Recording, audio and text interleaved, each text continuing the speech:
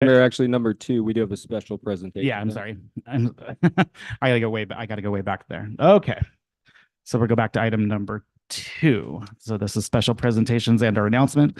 This time slot is for informational presentations, appointments, and awards to be presented by the city council or to the city council. This is the Wairika Police Department, and Sergeant Bucher will be speaking to us tonight.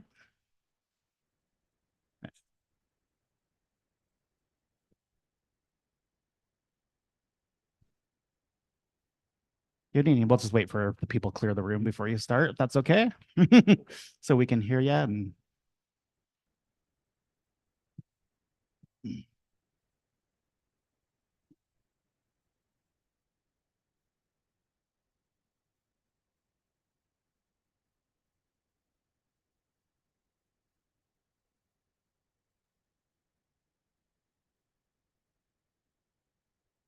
all right.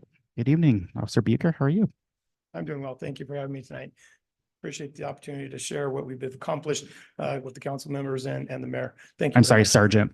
I'm sorry, Sergeant Bucher. That was disrespectful. So we have a presentation up on the screen here. I'll kind of go over some of the highlights. Next screen. I continue to work with the community to have an understanding of the current laws and the zoning awareness for camping in the city. And I'm got to say, I'm over the last month and a half, 2 months, I'm really impressed with the amount of support that I'm getting from the city and also the residents, particularly right now up on the hill. I haven't gotten too deep into the Greenway, but I've got a lot of cooperation from those folks living on the hill and their willingness to help clean it up when we do our cleanup. So it's been really great. So the hill's been fairly well cleaned off. We need to conduct a hand pick and pick up the ground litter. The city crews have done a great job in bringing in the equipment and picking up the big piles of trash and the few tents that we have had to dispose of.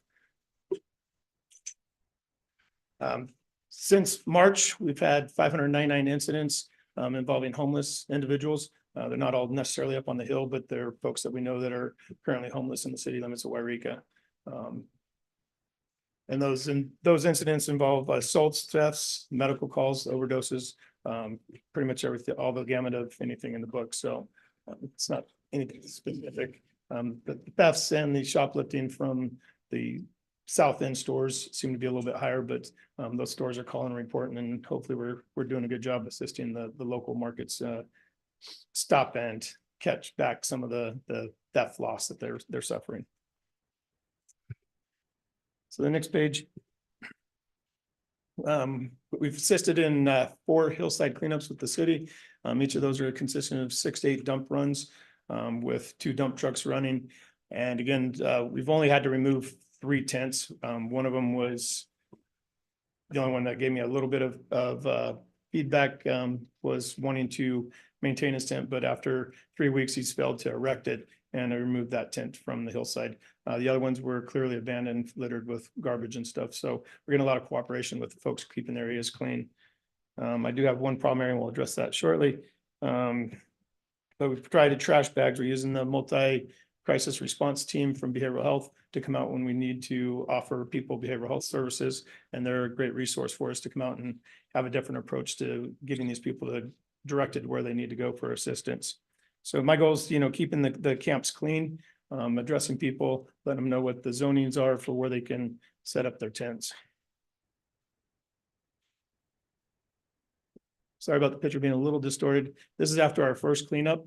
It's kind of hard to tell what's tents and what's trash piles. There's still a considerable amount of trash. If you look right in the middle of the page there, there's 2 separate piles. That was one big pile, and we took a big chunk out of the middle of that. And over the next 2 cleanups, we get that area cleaned up as well. But that's just how much trash was up on the hill when I started. So the next slide shows the trash pickups that I'd scheduled with the city for the 3rd pickup day. That's in the middle of the 2 red dots. That's the 2 areas that were left. The bottom right one was actually picked up on the first day and was reassembled to a heaping pile again. So on that trash day, that picked up most of that.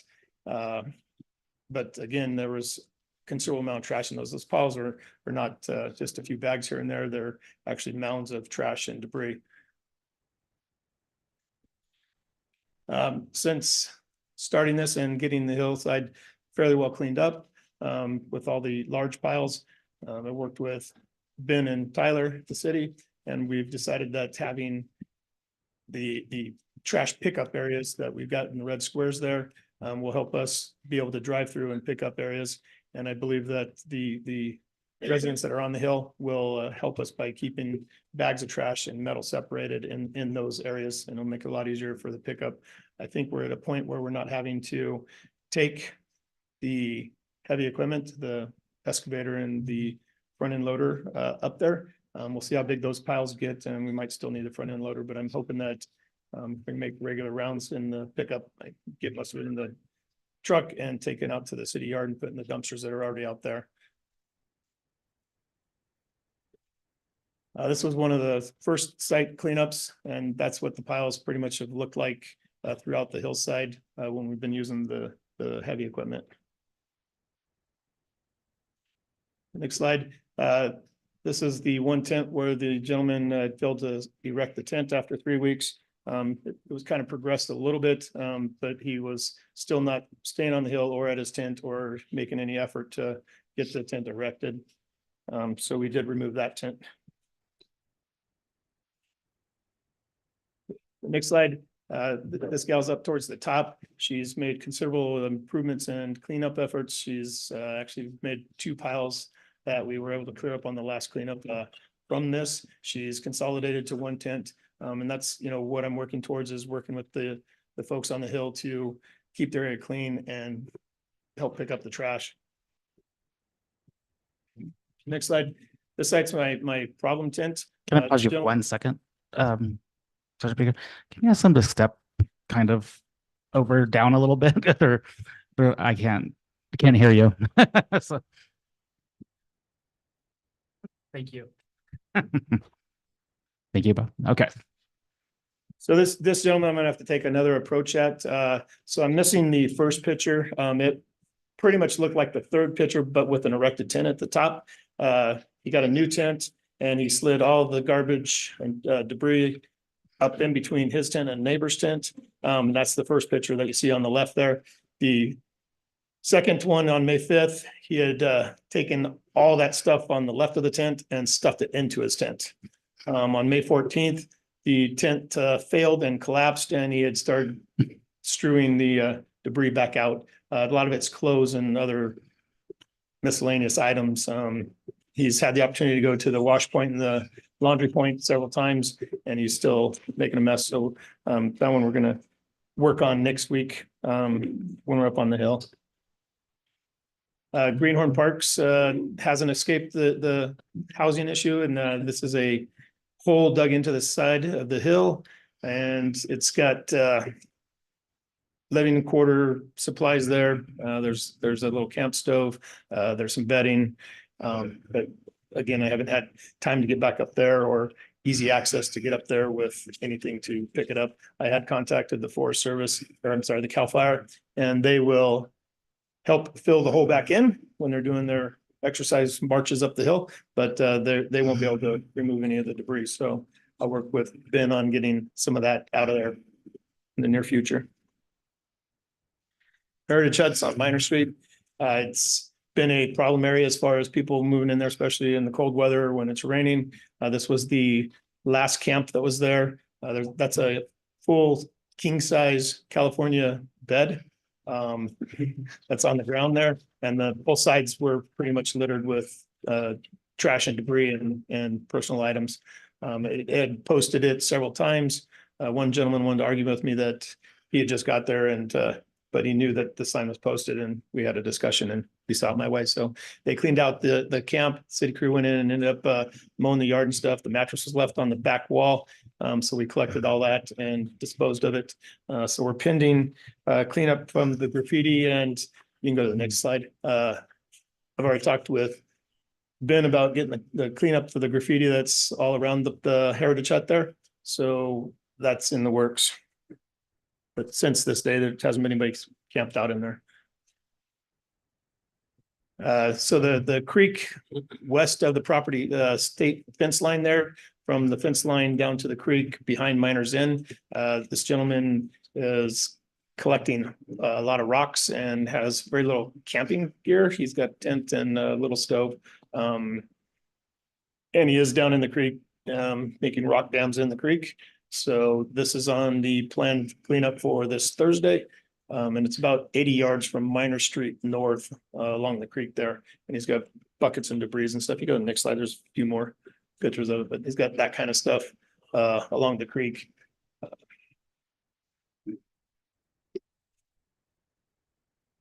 So what I've seen his needs is possibly looking for maybe a second dumpster, but it appears that the other citizens of Wairika want to use it as well. So we're gonna have to come up with another plan for that.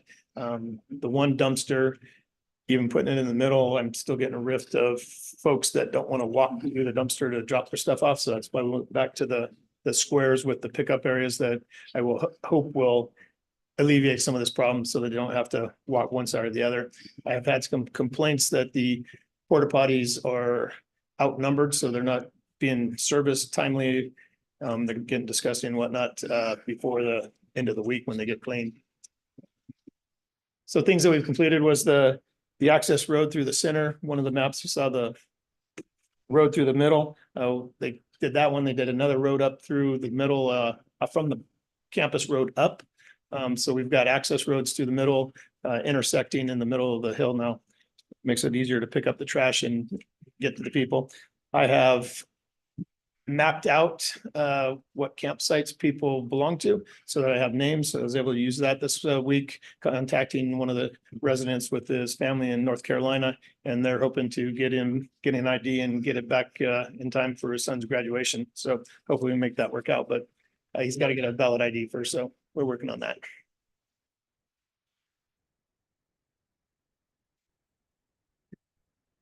So I've kind of split the city into thirds. Obviously the north end with the shopping center.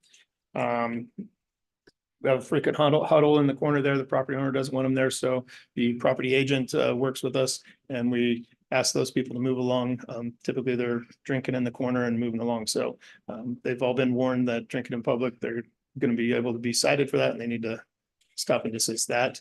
The trees that are between the motel and the restaurant, same property agent has requested permission from the owner to limb up those trees, cut the brush and or remove the trees. That will help alleviate the hiding spots and the folks being able to get in there and camp out without being held accountable for their debris and fires.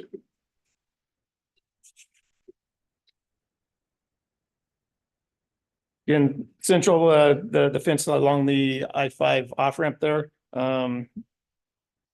We're going to address that on Thursday. The camp that everybody was calling about underneath I-5 on Minor Street, that individual, he had moved to the Lenox Street bridge and he was on top of the bridge, not under the bridge. So his hopes is to move to Dunsmuir. So I'm working on trying to find him transportation for that. Again, he's got a lot of rock rubbish that he collects and wants to take with him. So Grandma's house seems to be a collecting point for folks hanging out. I've had a few sleeping there lately. Usually when we go by, most of the folks will pack up their stuff and move along, and it seems pretty effective just to ask them to move along off the private property. We try to do daily checks in the morning and the evenings at the Heritage Hut, Plaza Park, and the city parking lots, specifically the one on North Street at Oregon Street, 3rd Street there. South end of town, you have the Wairika Junction Shopping Center with Rayleigh's and Walmart. Walmart has a new manager and she's been moving campers and stuff off of their property. She had one towed at a very steep $3,500 plus tow bill to them. So that's what it costs to get the RVs towed out. That was just the tow. That wasn't the dismantling and disposing of it if they came down to that after they got rid of it. But Rayleigh's has always been calling about people in their parking lot. And we've been working with the property manager and owners there to keep that shopping center free from campers. The Greenway, I'm going to start working on that since we have the hill fairly well cleaned up. The underpass at I-5 and the Greenway is completely vandalized with graffiti. There's camping in the parking lot there on Oberlin and also by the big billboard behind the auto shop there. We're working on getting those folks moved. I did go down there the other day. One of the gentlemen packed up his stuff and headed up to the hill. He told me that he's been living in the creek for 7 years and doesn't necessarily want to live on the hill because of the drugs and going on up there. So, but he did move up there. I saw him heading up there the other day. And then there's additional camps along the pathway as well. But we'll get those folks visited, get those tents and sites tagged for moving. When I was down there, the first picture is the gentleman that was leaving. The other two, one was vacant and one reluctantly came out, and she was advised to also be moving.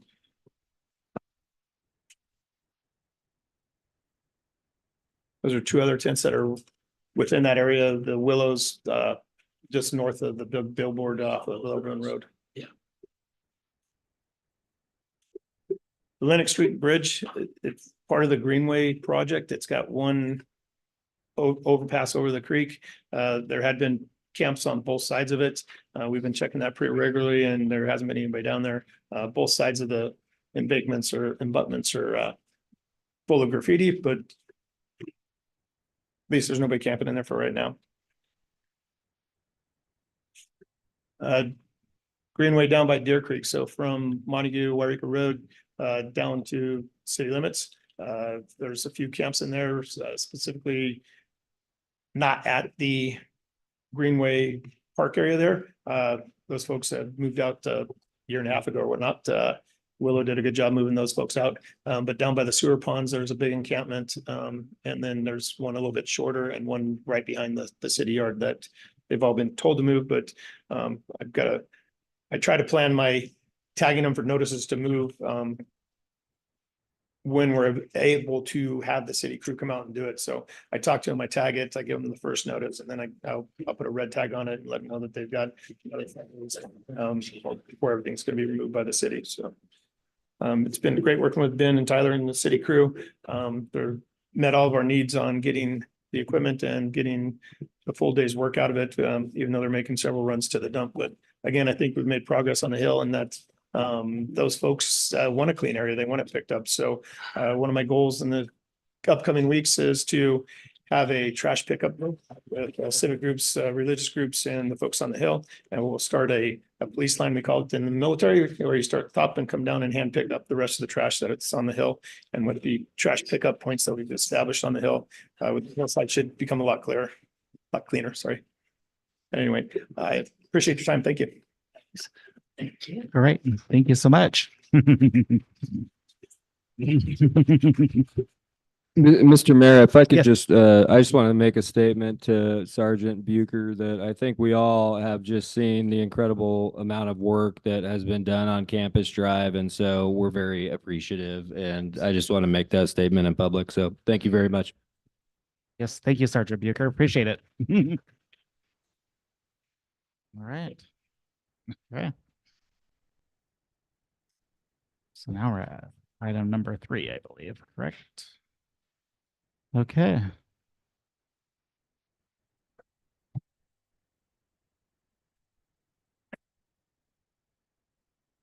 Okay.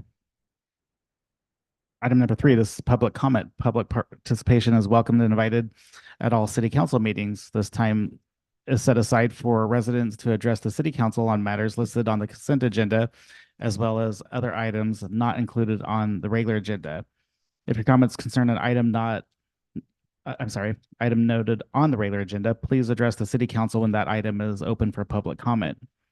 The city requests that persons addressing the city council refrain from making personal, slanderous, profane, or disruptive remarks. Council members recognized by the mayor may ask clarifying questions of the presenter, but no action may be taken by the city council during the public comment section of the meeting. Under the Brown Act, the city council is prohibited from discussing or taking action on any item not listed on the posted agenda. This time is set aside for residents to address the city council on matters listed on the consent agenda, as well as other items not included on the agenda. If your comments concern an item listed under the public hearing or new business sections of the agenda, Please address the city council when that item is open for public comment. Please speak into the microphone from the podium. The podium electronically adjusts up and down to accommodate the speaker. Please state your name for the record prior to providing your comments. Please address the council as a whole.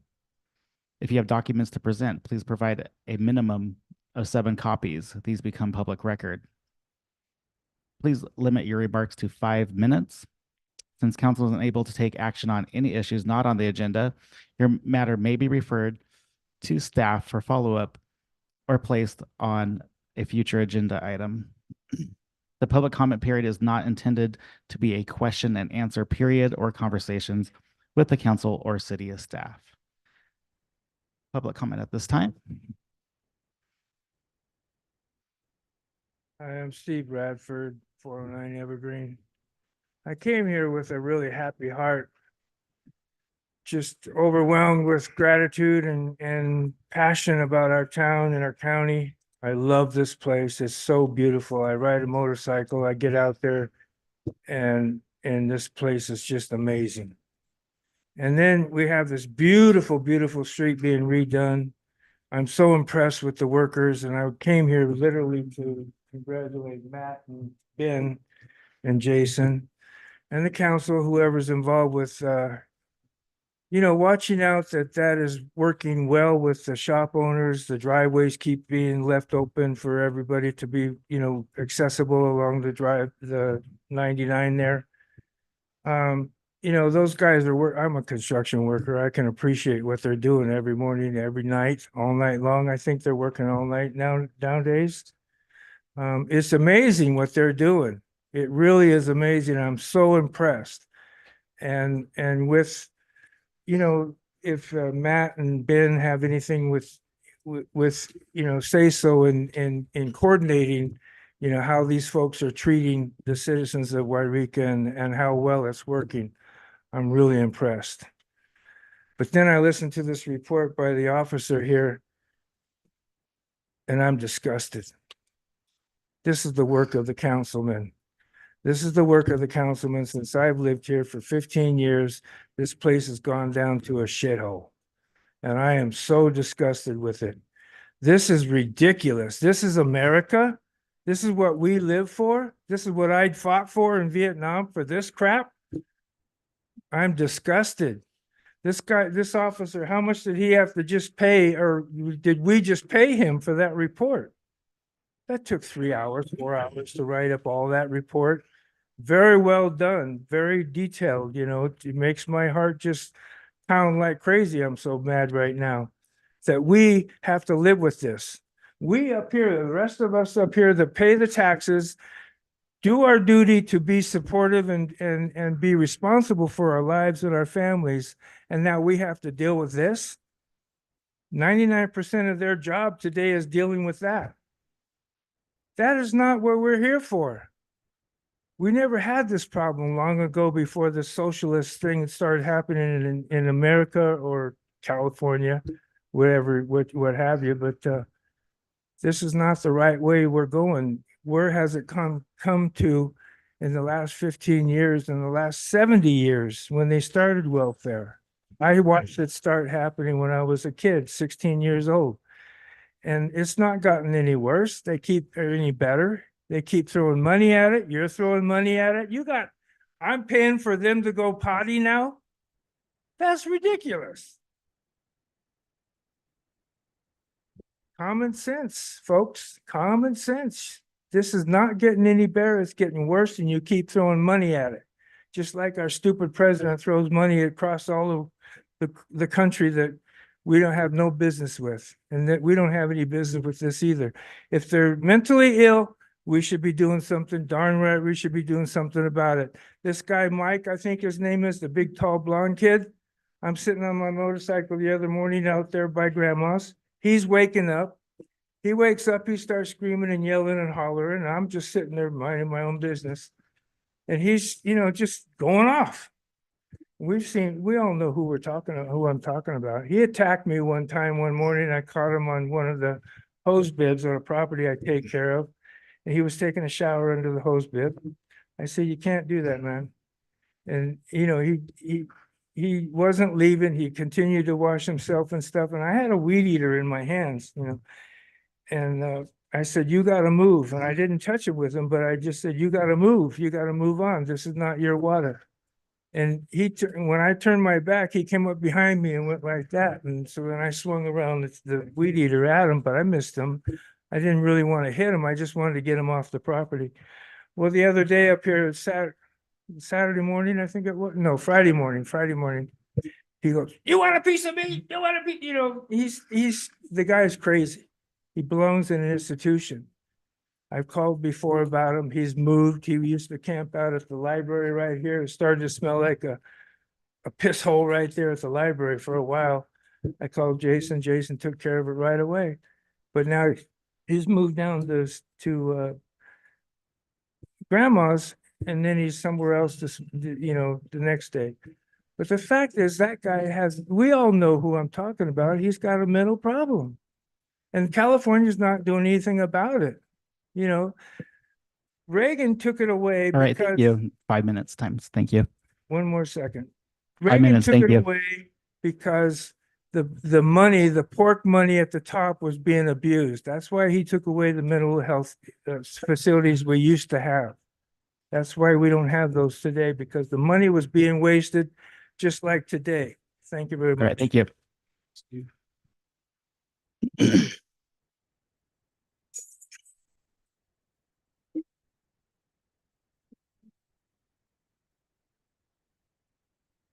Don Mariatri. Um, yeah, I got my voice back. Um, So I was here last time talking about how we might have set a precedence and how it might look to other people, other citizens, about how our applications or contracts are not exactly clean when we allow Discover Siskiyou to be willy-nilly with the name. You know, they may change the name, they may not change the name. And then they come with a total different name other than Gold Rush Days, Heritage Days, to Golden City Days. And this is exactly the problem I knew was going to be coming from Chris Taylor. It looks really selective when you decide that it's okay for Discover Siskiyou to have an application to say whatever, but her application, all of her applications are not good enough. That is what I was trying to tell you last week or last 2 weeks ago. And here it is. And then the second thing is, I thought we were going to stop giving away money to people who make money. This is not okay. At what point are we going to stop doing that? Because it looked like we were going to give away 9,000 something to 11,000 something. So we're giving away all the money, but we're making all of our citizens pay double on water. And I really need to go back to look at how much money we have given since you all have been sitting here. How much money have we given away? That should be something you're interested in, especially because, you know, you are the one who is our watchdog too. How much money have you given away this year or last few years since you've been here? And when is it going to stop?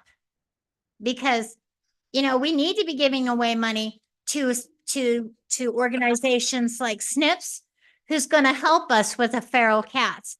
But if we give away money to all these other people, how are we ever going to be able to give money to actually them to do spay and neuter and to do spay and neuter for animals? We've got puppies up there on the hill.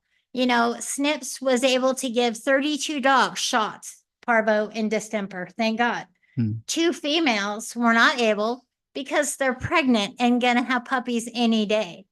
We should be mandatorying these homeless people spay and neuter. I mean, they do not pay for a license like we all have to. Those dogs should be $111 each. Where's the money for that? You know? Thank you. Stand. Thank you.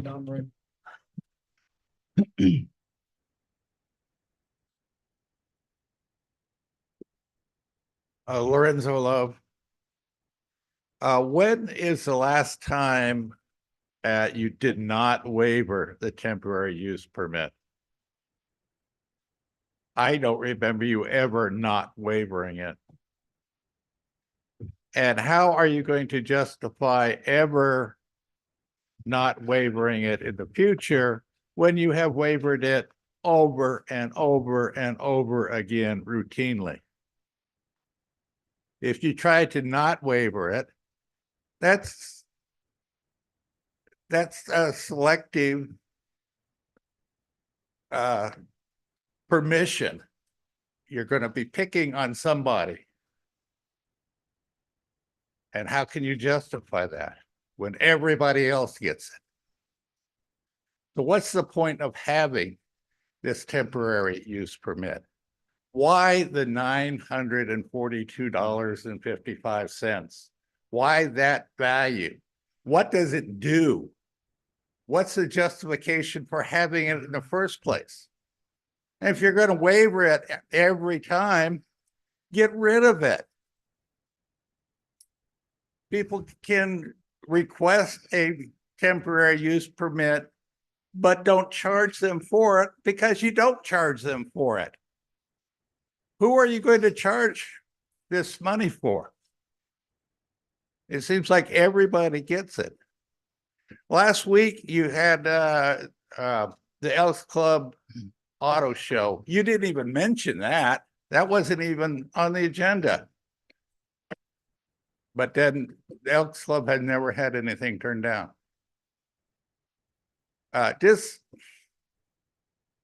You need to be consistent.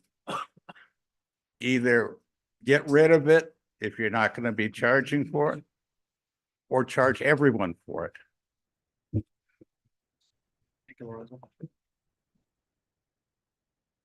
Think any other public comment?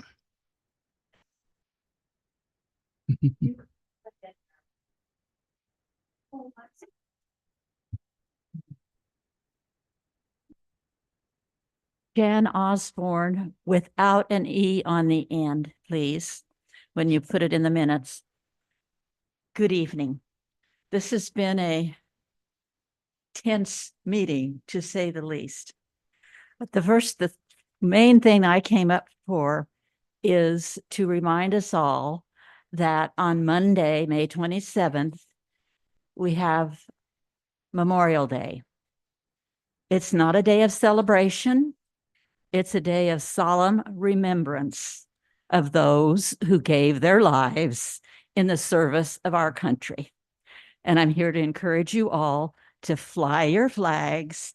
And remember, there's probably someone in every family who gave their life, maybe more than one or two.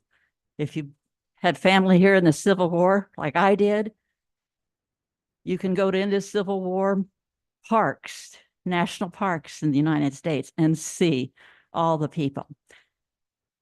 So fly your flag on Memorial Day, please, and don't celebrate, remember solemnly. Little pause. Now, this next thing. The consent agenda. Item F on the consent agenda. I read through the packet. This is the one about the housing project, which will be up near, right next to Deer Creek Apartments. I have questions about it because when I read the description of who the housing was for and what was going to be provided, it sounded a lot to me like Siskiyou Crossroads, but without the seriously mentally ill people in it. And from what I understand, and I could have misread it because this was a long agenda packet, 200 pages, I think, or more. But as I understand it, Danco Group Home, I think that's the company, or Danco Group in Arcata, will be filling out the grant application. And it will come back to the city.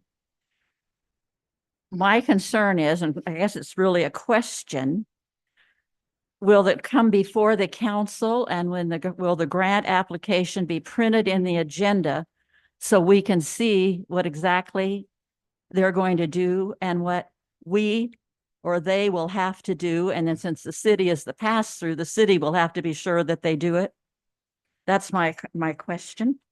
And I thank you for your time and for your forbearance when my phone went off during Sergeant Bucher's speech. Thank you. Thank you.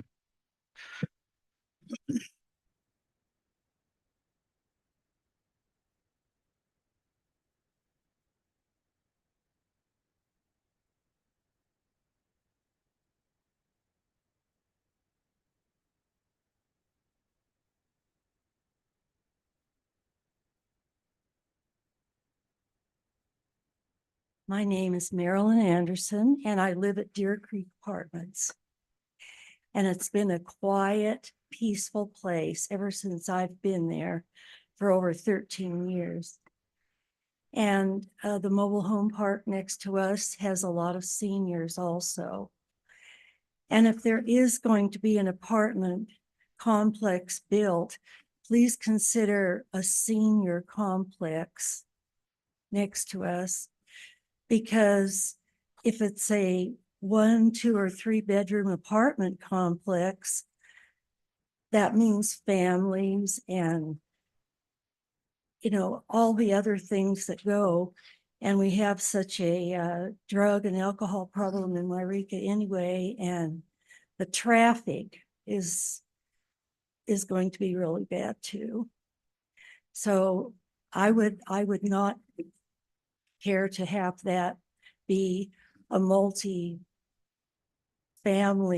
person place if you would consider doing senior apartments. And I'm sure there's a need for senior apartment buildings, because I know there's always people coming to Deer Creek Apartments looking for a place to live.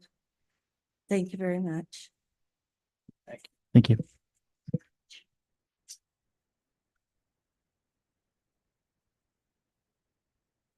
Oh,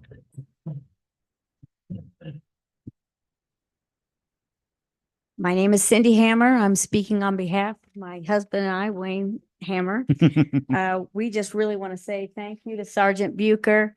This is the first time that homeless camps on Campus Drive have been organized. It's the first time in all of these years that we see campers below the line that has been designated. I'm so excited to hear about the roads where you can drive through and monitor the homeless camps in a vehicle. And I'm especially excited about to hear that they're numbered, because these are things I've been saying from the very beginning, to set it up like a positive campground where these people can have some pride that they're camping and not just in the gutter. And so we have majorly seen a difference. My hat goes off to you. Thank you. And with that, just thank you and have a good night. thank you.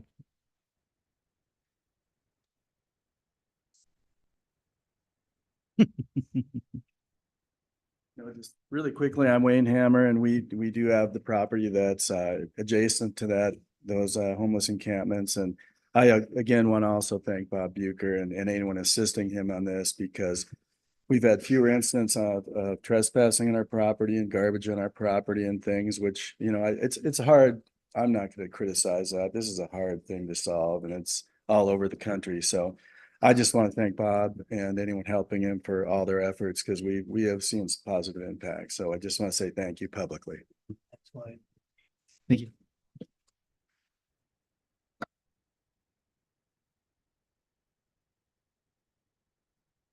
Okay.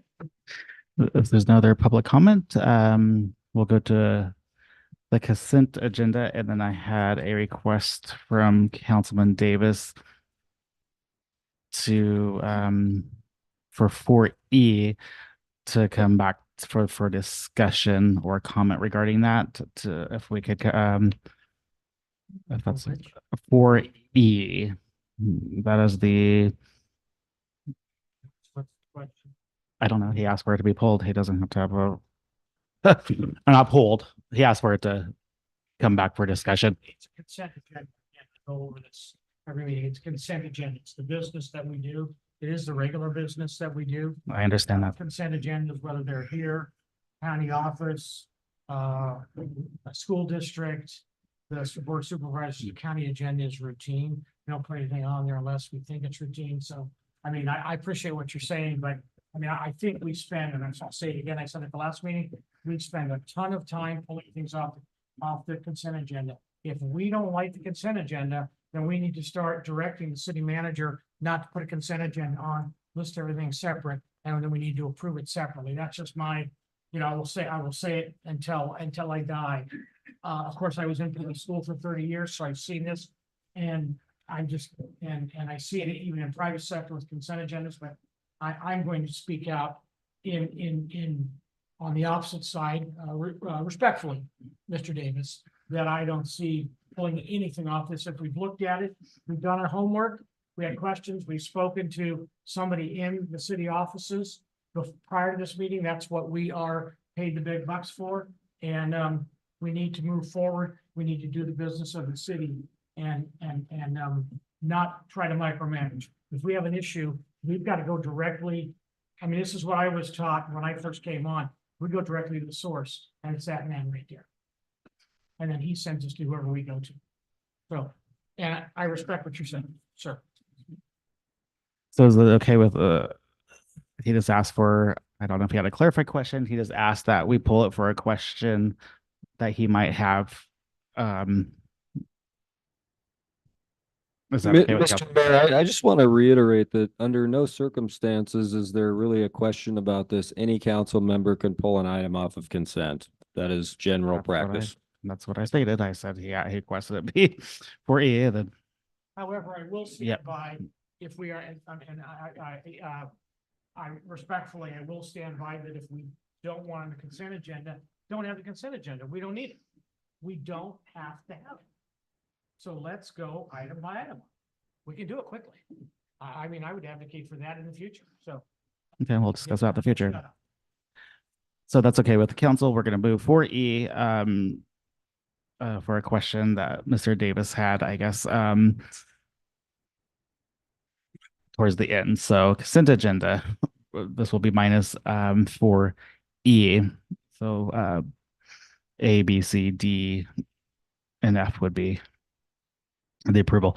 Consent agenda, all my matters listed under the consent agenda are considered routine and non-controversial and will be enacted by one motion unless any member of the council wishes to remove an item for discussion.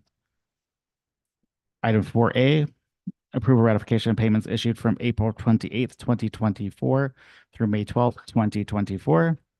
B, approval of minutes for special meeting held May 3rd, 2024. C, approval of minutes of the regular agenda held May 7th, 2024. D, approval of minutes for special meeting held May 14th, 2024. E's up for discussion towards the end or back after we vote. F, adoption resolution 2024-28, a resolution city council, city of Eureka authorizing the application of the permanent local housing allocation program, non-entitlement local government competitive component. G, authorization of the Eureka Police Department to accept flock cameras. What are the wishes of the council? Have we pulled E? Have we had a vote to pull E off? Or are we just, can it be, it may be, can it be pulled off by one person? That's what I understand. That's my understanding Mhm. with my time at the county Yeah. is that it's just pulled off by one individual. Mr. Mayor, I'd make the motion to approve consent agenda items A through D, F, and G. I have a motion from Councilman Baker. I'll second the motion.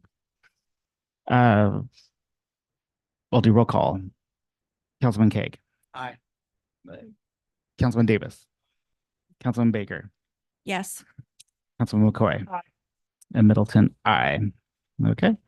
So now we will go back to 4E for question or discussion requested from Councilman Davis. This is the adoption of resolution 24-27 resolution of the City Council. They're adopting a catastrophic leave policy to be included in the personal properties and procedures manual.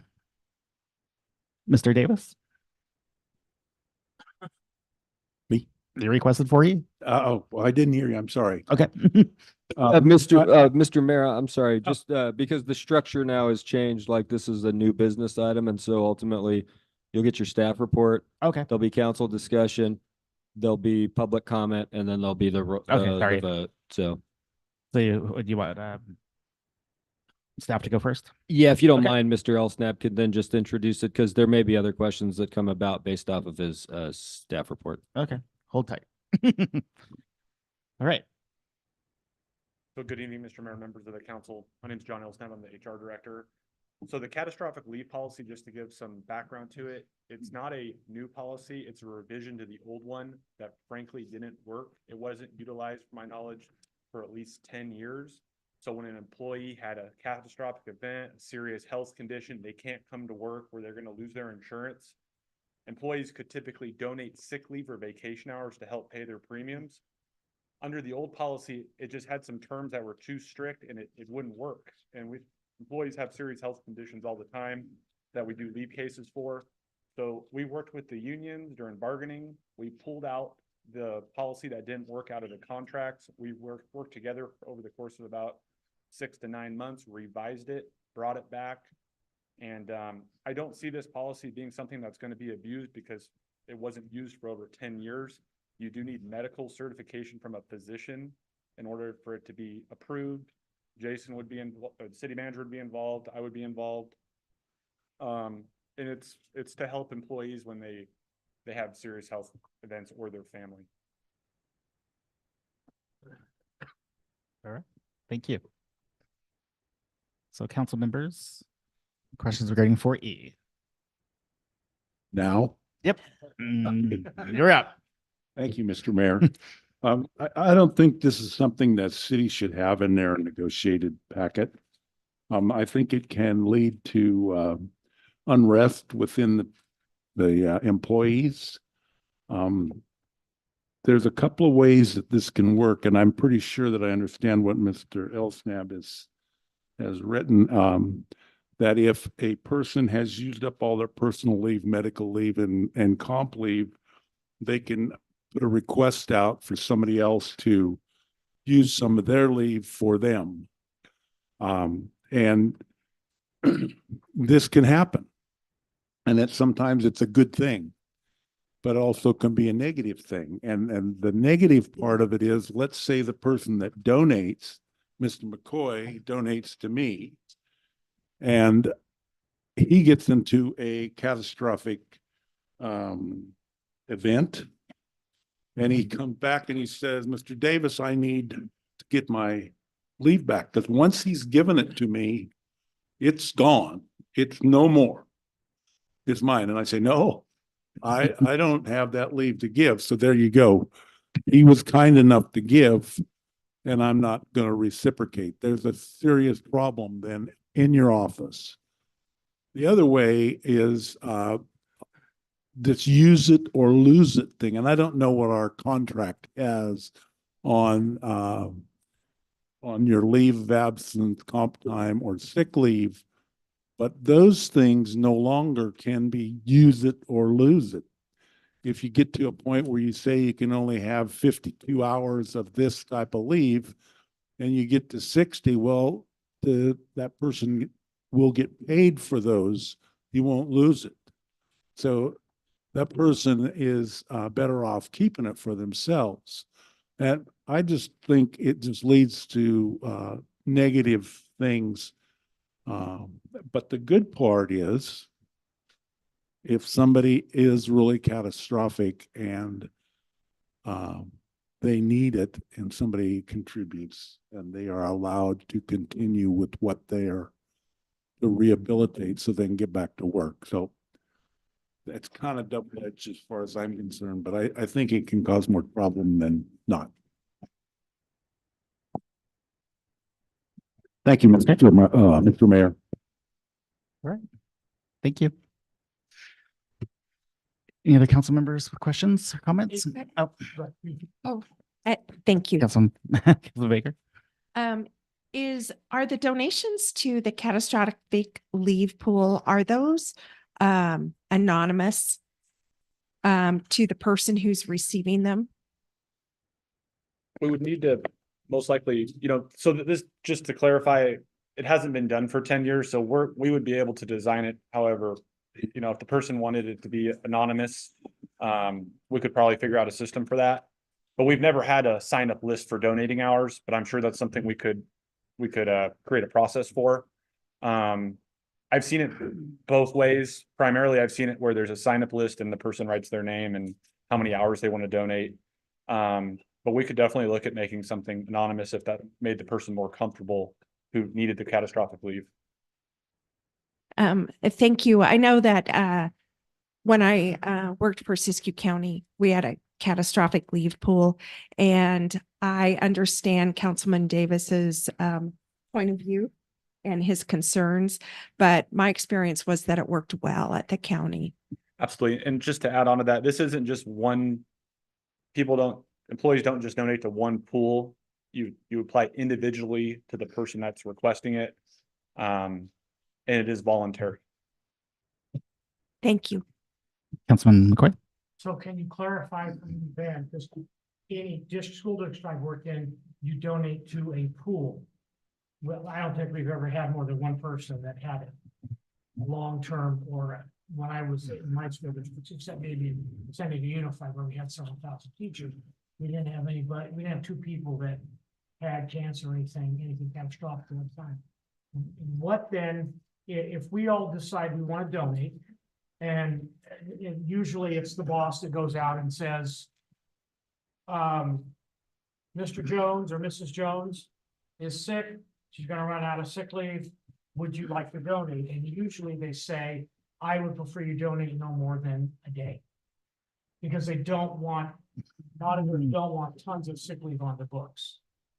And then you use that, then if there's a need for more sick leave, then the city manager would go back out and say, oh, it's been 100 days, 100 sick days, which would be like 4.5 months. We do need, there's a need for more, and then you go in and donate either half a day or a day. Is that correct? The way the policy is written is it doesn't go into that about posting it multiple times. The intent of the policy is to help people out. And I don't believe there's anything in it that would preclude that from being able to make a second request in order to help someone out. But it is just, there is limits on how many hours can be donated by each employee and the total hours that can be received by the person with needing the leave. So you don't get too many of that. Yeah. Correct. Again, I'm not sure who charges you now, but I know again, in education, you don't carry things over. And I know even with my brother and a nephew that works in university, they don't carry over vacation, but they do carry over sick. Is that what you were alluding to though? Okay, yeah. If in fact, well, I'm gonna hold off because we've talked about this before, so now you've answered my question. Thank you, Mr. Mayor. Thank you, Councilman McCoy. Just a quick question. Okay. Is this common practice on a lot of other cities and stuff too? I guess it's in the private spectrum. I'm like, wow, we obviously don't do that sort of thing, but is this common practice for other cities? Obviously it is for the county, so I don't know. Is that common practice for other cities? I believe so. If you review cities' MOUs or personnel policies, in my opinion, it is absolutely common. They have one at the county. I just going off my memory, I know the city of Reading has one, and as well as many others. I'd have to fact check on Reading, but to my knowledge, that is correct. Just curious, like I said, for the private spectrum business, we obviously, we can't afford to do that, but yeah. So. Thank you. All right. Mayor? Yes. Councilman Davis, I- another question? I understand that the county, as of the first of the year, has changed their catastrophic leave program because the law of the state of California changed to where you don't use it or lose it. You have to get bought out on it. And that pool that Ms. Baker was speaking of is no longer in existence. But that's what I understand. Now, that might be sort of right, but I think that's what it is. So, and I don't know if John is talking about, excuse me, Mr. Elsnab is talking about a pool, or if it's just voluntarily set aside. I would be glad to give 5 days of leave. It would be closer to the second option. There is no just random pool people donate and continue to build it up. It's per event. There's no pool. Correct.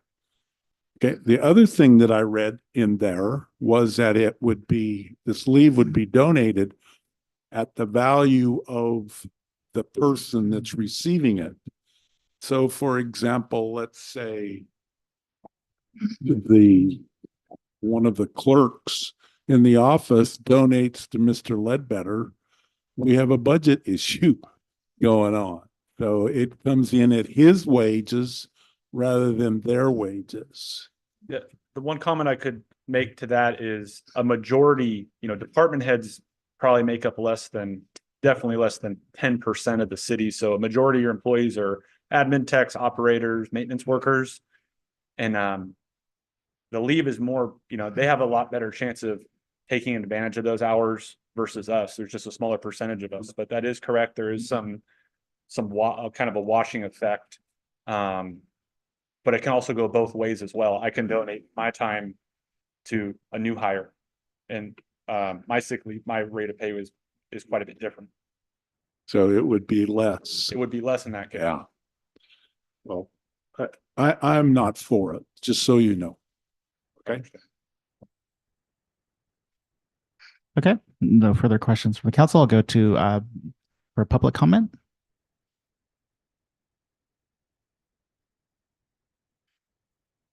And this is for 4E on the consent agenda.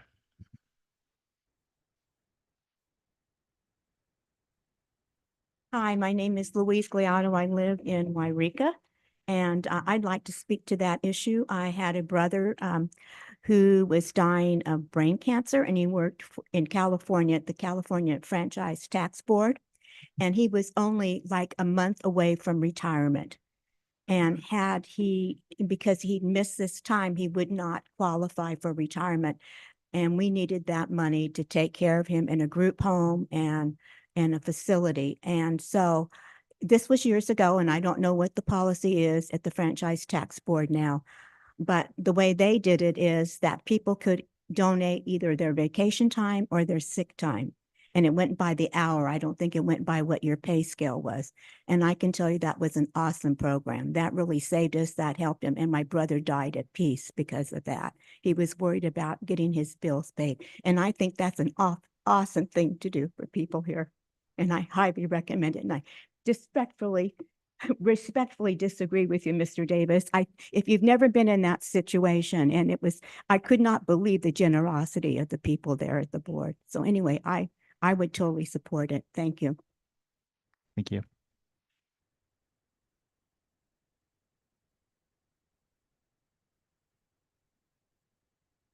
Okay, I'll close public comment and we'll go back to item 4E. What are the wishes of the council? So this is the adoption of resolution 24-27, resolution City Council, City of Wairika, adopting a catastrophic leave policy to be included in the personal policies and procedure manual. Councilman McCoy? So moved. I have a motion. Councilman McCoy. I'll second the motion. And a second from Councilman Baker. I'll do roll call. Councilman Kaye. Aye. Councilman Davis. Councilman Baker. Yes. Councilman McCoy. Aye. And Mayor Middleton, aye. The motion passes 4-1 with this Councilman Davis voting no on 4E. Okay. Thank you. No 5 or 6. So now we will go to 7A. This is the agenda title. This will be the planning manager. This is discussion possible action regarding the request to waive a temporary use permit fee for a special event known as Work at Elks Lodge Father's Day Sock Hop, to be held on June 15th in the parking lot at 401 South Main Street. Assessor's parcel number 054-186-010. Brant Philippi is the event sponsor on behalf of the Work at Elks Lodge number 1980. Has submitted a request for a fee waiver for a temporary use permit for a special event known as the Work at Elks Lodge Father's Day Sock Hop. Proposed to take place in the parking lot of 401 South Main Street. Again, APN number 054-186-010. Yeah. Good evening, Mr. Mayor and City Council members. Thank you for the summary. I would just like to reiterate that this sock hop is essentially a part of the Golden City Days event happening on the same day. So Brant Philippi of the Elks Lodge, who is organizing this event, has been working closely with Discover Siskiyou. So these are kind of in conjunction. And just to clarify, the request being proposed to you today is a fee waiver for a temporary use permit as required for all events per our municipal code. Normally, this event, since it's on in a private parking lot, it's in the parking lot across from the wine bar. This would normally be ministerially approved, but because the applicant is requesting a waiver for the temporary use permit, it's being presented to the city council for determination. So the fiscal impact would be $942.55 for the temporary use permit. And there's no recommended action from the city staff. But like I said previously, it would make sense to waive the fee since it is essentially a part of Golden City Days and the Father's Day car show happening the following day on Sunday.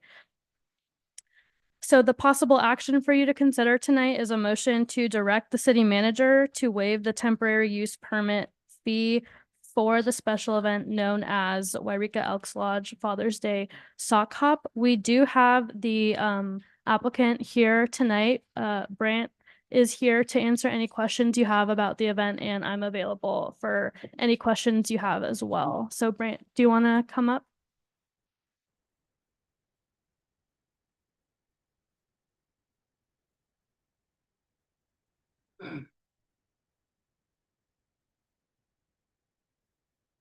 Good evening, ladies and gentlemen, Mr. Mayor, members of the council.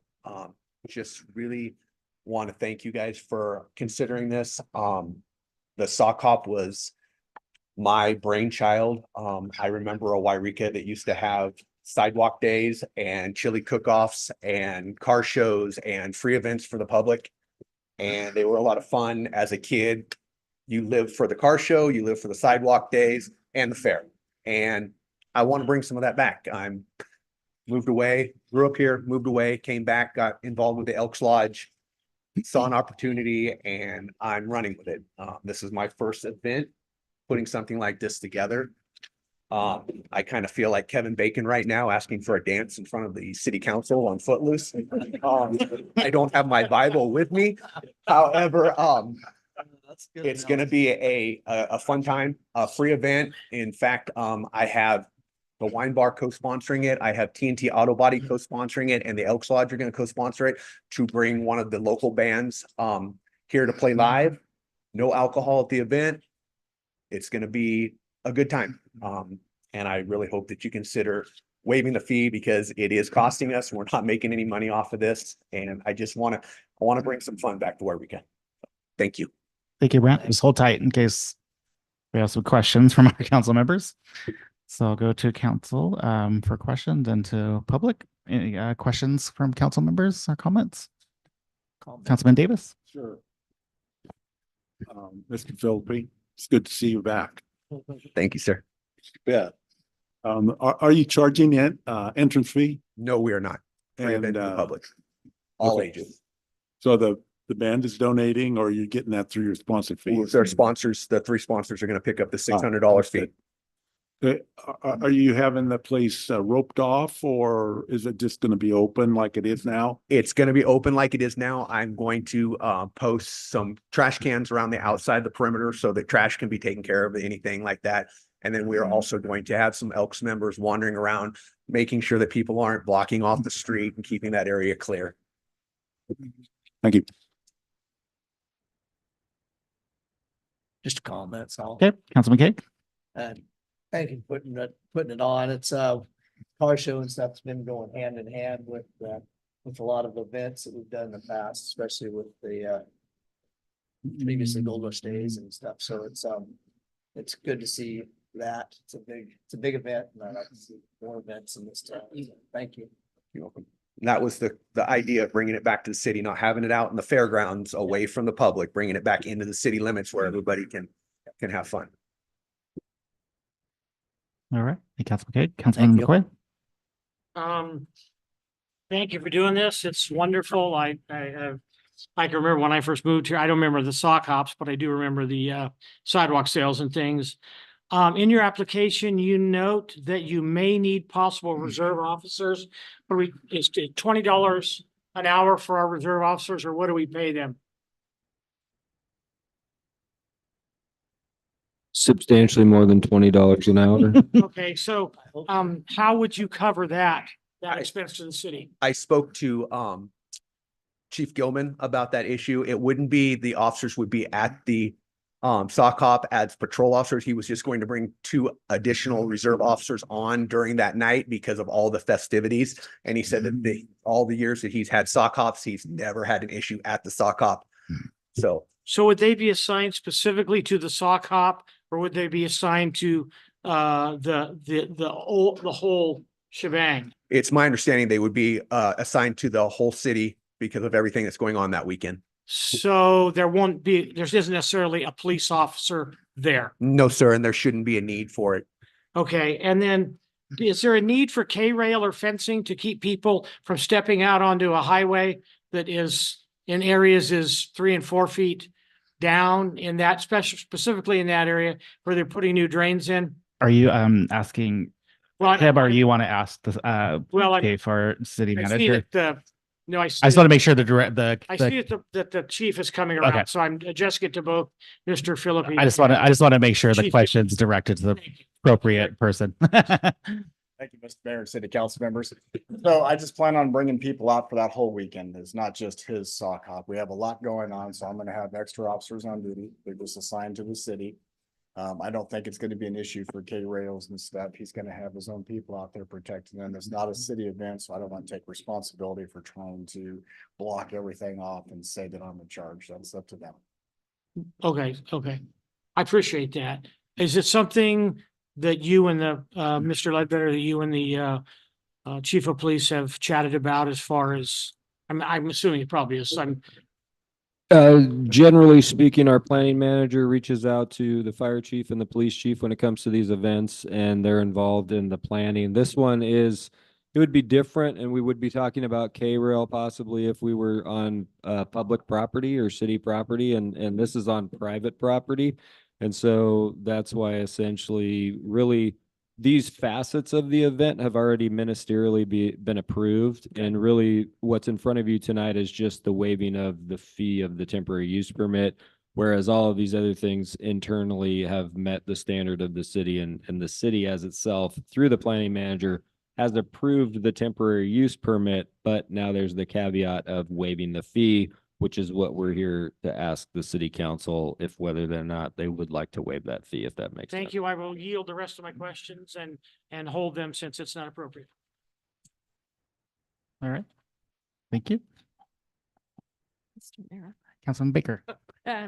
Thank you. Why are you looking scared at me? I grew up in Wairika, so I remember those street dances at sidewalk sales days, and Yeah. it was just a lot of fun and you did look forward to it. But my question is directed towards city staff in that, can you explain what a use permit, what the necessity of it? I know that it's part of our municipal code. And what is covered under a use permit? Yeah, there's a litany of things that are covered under a temporary use permit, and just because this is new for the city council and the city of Wairika staff ultimately, because just recently when we were investigating Civil War days, that's when our planning manager really had a thorough look at that particular event with our city attorney. And then our city attorney really dove into the municipal code to review kind of what the requirements were. And at that point, we were directed that technically, I think in the past, we were doing things incorrectly, that all special events do actually require a temporary use permit. And so that's why this is a new cost. Normally, when we have people in front of the city council for an event, they're looking to waive the fee to close a road. They're looking to waive a fee to possibly get a stage. And in this instance, this is only now, I think, the second or third event that's come to you that's the requirement of a temporary use permit, but they're extremely broad. They're ministerial and they're administered by the planning manager at the planning manager's discretion.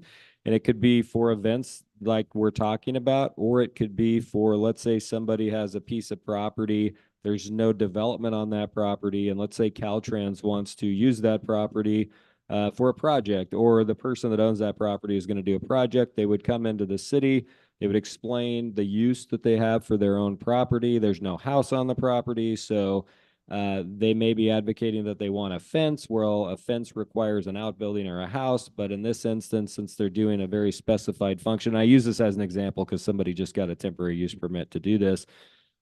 They would be issued a temporary use permit that could last up to, I believe, 24 months. In this instance, all events, which was brought to our attention by Mr. Jared here in the last couple months that we did not realize as city staff, but all of our events require a temporary use permit. So now you correlate that temporary use permit back to a fee schedule. And so when the city went and did updates on temporary use permits, really, in my opinion, we were looking at things such as a fence on a property, staff time that it takes to really engage that item is built into that $942.55. It's based off of actual math on how much time is generally needed to do a temporary use permit.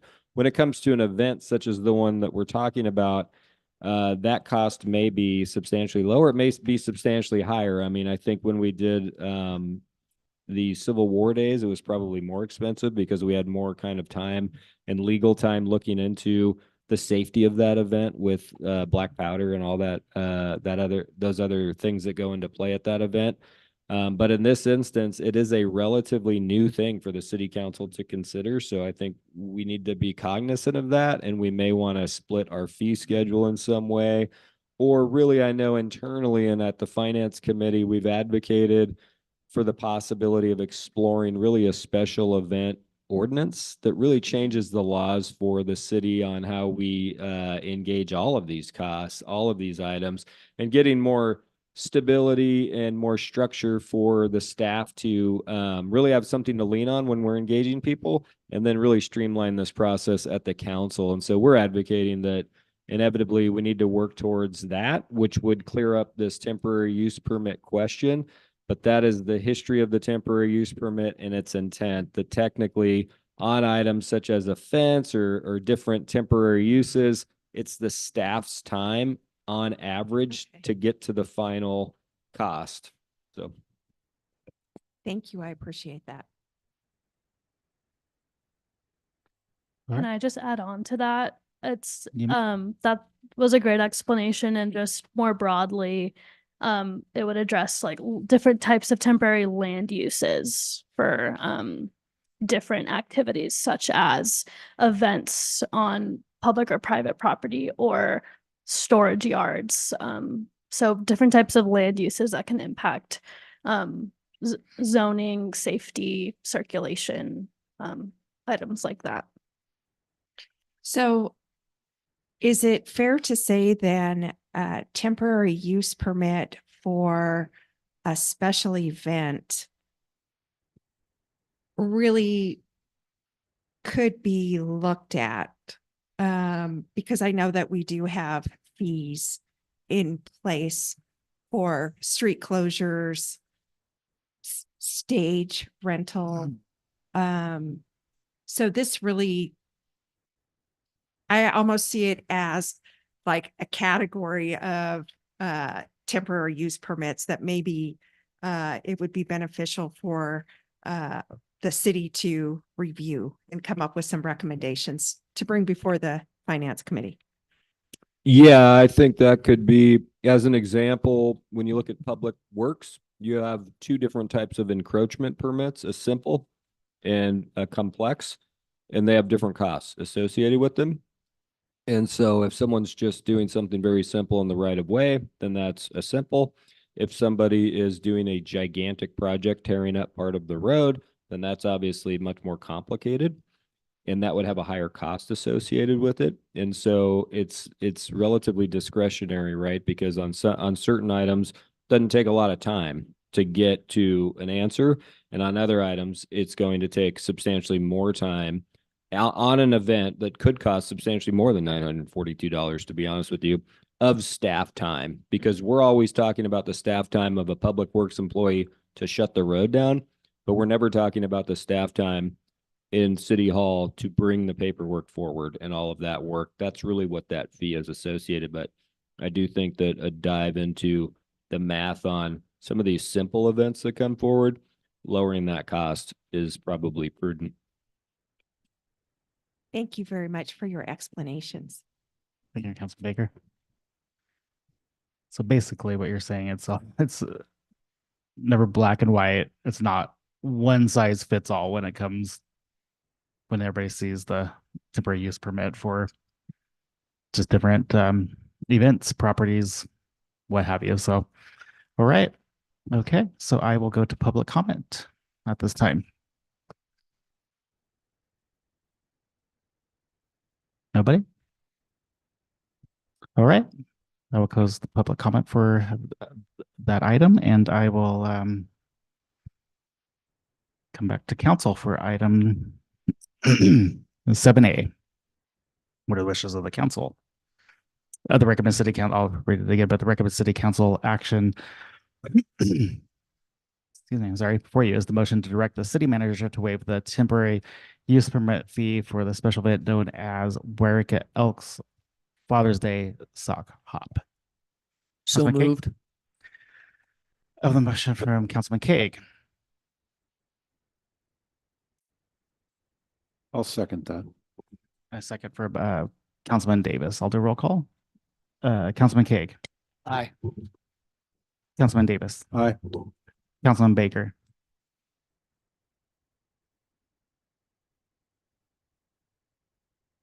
Yes. Councilman McCoy. Councilman Baker, Councilwoman Baker. I see your pain. I feel it. We both look at this together, and I think it's something, I'm going to say yes, but I think it's something that I would agree with you that, we'll go ahead and continue to work towards a solution that cuts out gives more power within the office so they can make decisions. They don't have to rely on us. Yeah. Because it's a very simple decision to make. Thank you. I'm a yes vote. Yes. Okay, great. And so before my vote, I just wanted to say that it is a work in progress with the permits and finance committee, and there'll probably be some changes coming down the road of review and different fees when a lot of events people come for us. It's going to be changed, but right now, because it's kind of a surprise to a lot of our citizens right now that the change will be coming. But right now I will go ahead and vote yes as well. So the motion passes 5-0 to waive the fee at this time. Thank you. All right. Okay. So we are moving down to Okay, item number 8. This is city manager and staff. Oh, I'm sorry. Oh, did I Seven miss something? E, 7E. Oh, I'm sorry. Okay. 7E, this is discussion possible action regarding request to waive the temporary use permit for the special event known as Bicycle Rides Northwest to be held June 22nd, June 23rd. That's not supposed to be, it says June 29th at Jackson Street School. Is that a typo? Oh, they come back. Oh, they come back in. Okay. Just want to make sure. June 20th, Jackson Street School. Jim Moore is the event sponsor, has submitted a request for a fee waiver for the temporary use permit for the special event known as Bicycle Rides Northwest. Oh, yeah. Thank you, Mr. Mayor and City Council members. I don't think I actually introduced myself. This is Alia Roca Lezra, Planning Manager. So thank you for the summary. This is a request for another waiver for a temporary use permit for Bicycle Rides Northwest. They're hosting a bicycle tour throughout Siskiyou County that includes an overnight stop in Wairika, arriving June 22nd, staying the night, departing June 23rd, and then finishing in Wairika June 29th. As you mentioned, Mr. Mayor, the event will be held at Jackson Street School all 3 of those days. There will be overnight tent camping, catering, and other activities as included on their special event site plan, which is in your packet.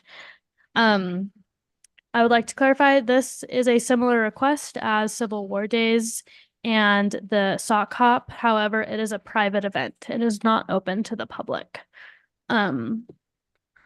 The event sponsor, Jim Moore, who is on the line with us on Zoom, is requesting that the city council waive the fee for an issuance of a temporary use permit. Again, the fiscal impact for that is $942.55.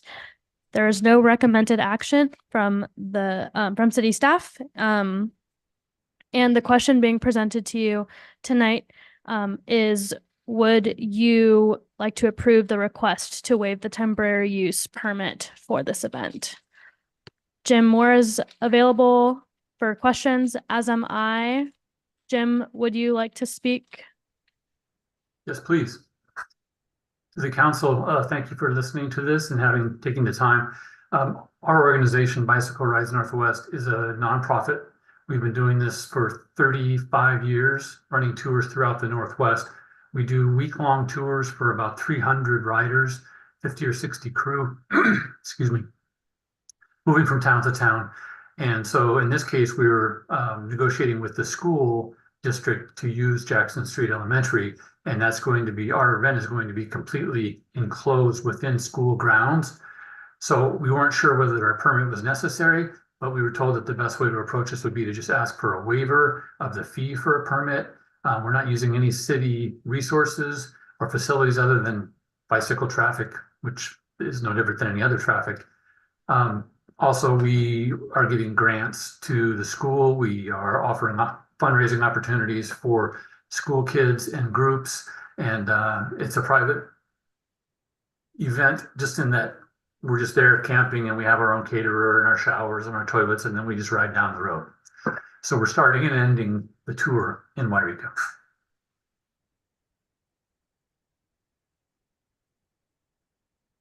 All right. Thank you. And I'll go to the council for any questions or comments.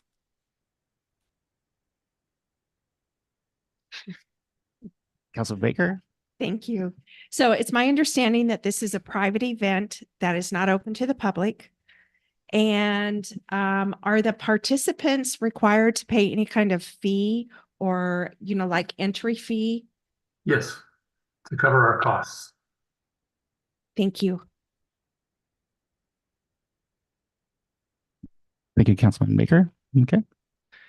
Councilman McCoy. Jim, I believe this probably came through last time I saw it at Jackson Street. I was working there. a couple summers, somebody used it and they were starting up at somewhere up in Oregon, coming down the coast and going somewhere down into California. You're starting here. I don't know if that was you or not. No, it wasn't. But you're starting here, and then where do you go before you come back? Yeah, just as a little background, we were going to do this in 2018 and we were within a week of doing the event and then fire broke out. So between that and COVID, now we're finally trying to come back and do this. So the route is we're starting in Wairika and riding to Happy Camp, spending 2 nights in Happy Camp, and then riding to Etna, 2 nights in Etna, riding to Weed, 2 nights in Weed, and then back to Wairika. Okay, and how many riders do you think how many riders do you have registered currently? Our limit is 300. We're about 310 right now, but it's 4 weeks away. We get cancellations. I think it'll be right around 300. And what is the cost for a single rider? It's $1,675. That's all inclusive of everything. To clarify on the pricing and the fact that we're charging, we just take the cost of the event and divide by the number of riders, and that's the price. We're a nonprofit. We're not trying to make money. We're actually a C7 nonprofit, which is a social benefit group. So it's basically the equivalent of just taking your friends out for a bike ride and having them chip in to pay for it. So are you like a 501c3? C7. Yep.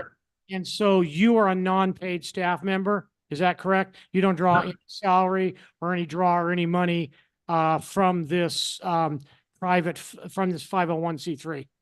No, I am the executive director of the organization. The board hires me to manage the event. It's a year-round job. Actually, it's a lot of details. We do 2 of these tours each summer. And so it takes me all year to plan them, permits and vendors and et cetera. Okay, and are you the only employee of this 501c3? The crew members we bring along on the tour are temporary employees. We don't use volunteers. We actually pay our crew to be on the tour. So they're temporary employees. And how many crew members do you bring? And we're going to have about 45. And then the vendors, the shower company, the catering company, they bring their own crew as well. And then your hourly rate to not the vendors or the shower crew, but your hourly rate for the 45 employees you carry with you, what is that? We pay them a weekly stipend. Actually, it's a salary as opposed to an hourly rate. It starts at around $1,000 and goes up to $2,000 for the week. For the week. Yeah. And this particular ride is for how many weeks? One? Yeah, they're all 1 week rides, starting on a Saturday and ending on a Saturday. Okay, thank you, sir. Thank you very much. Yeah, you bet. Just to clarify your answers, because I did not hear, I'm sorry. Did you say it's 1675 per rider? Yes. And then you have 210 currently registered? 310. Oh, 3. Okay. Okay. No questions? No questions? Okay. I'll go to public comment. Sorry.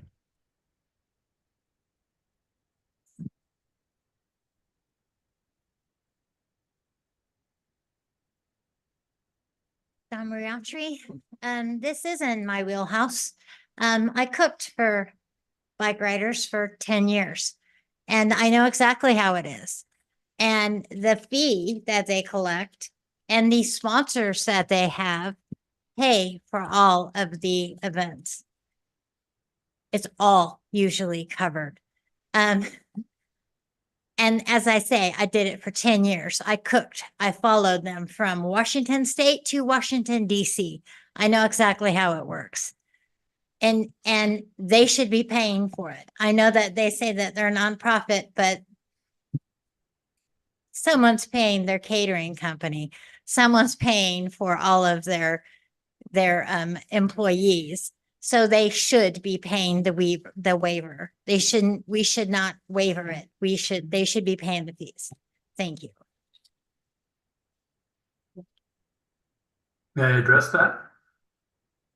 I'll come back to you after I close public comment. Sure. Any other public comment? or questions?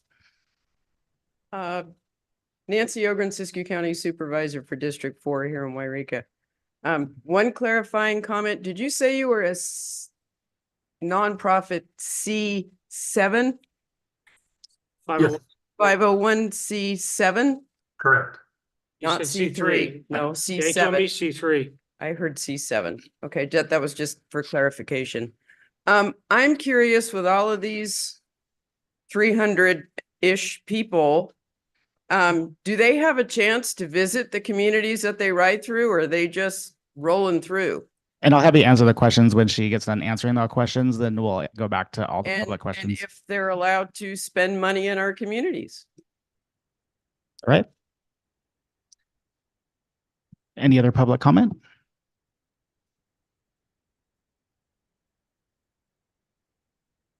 Okay, I'll close public comment. So you had 2 questions from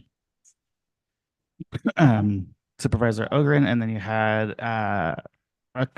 you wanted to clarify from our citizen, Ms. Autry. Mr. Bo- Yeah, so starting with the first speaker, we actually don't have sponsors. We don't have any other source of income. As I explained, our organization and our tours are paid for straight through the riders.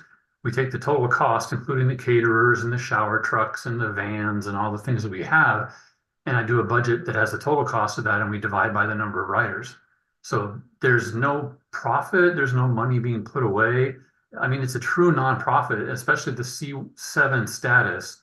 To reiterate that a 501c7 is a social benefit group. It basically exists only for the benefit of its members so that they can do what they do. In this case, ride bikes. So there's no sort of capitalism profit motive here. We just take our folks to different towns and different places to ride, and they chip in and pay for it. As far as engaging with the communities, that's a huge emphasis for us. So we have, we'll be talking to people about what's going on in Wairika before the tour. If they want to come in a day early, or the day they come in on Saturday, they don't have to be in our camp until 6. And then we have what's called layover days, which is when we're staying 2 nights in Happy Camp and 2 nights at Etna and 2 nights in Weed. And we have local activities, museums. We're going to have a barbecue fundraiser in Etna, and the restaurants there, we're not going to serve lunch one day so that people will go in and spend money on the restaurants. We're going to have local speakers speaking about geology, dam removal, other topics, and we pay them stipends to come and speak to our riders. But we engage with the towns as much as we can. That's why we have the community grant program as well.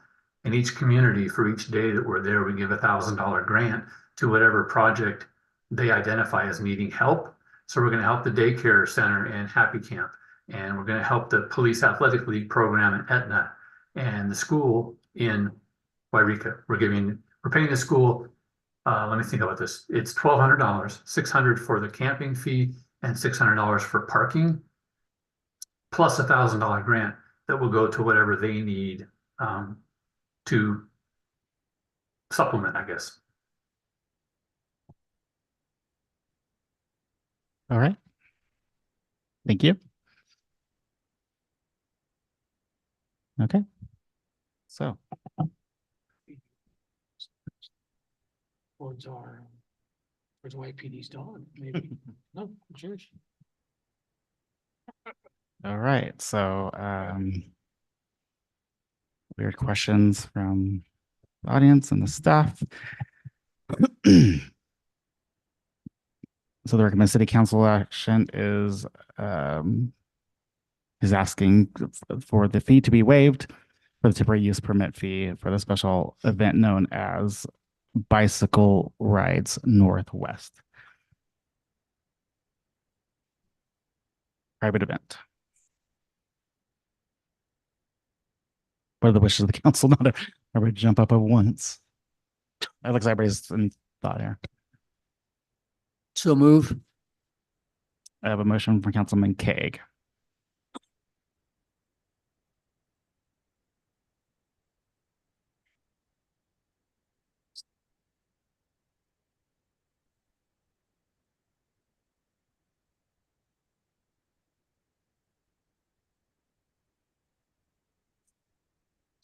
Motion dies. Motion, it looks like dies, for non-support. Just had the one motion for approval and no other council member is supporting that motion.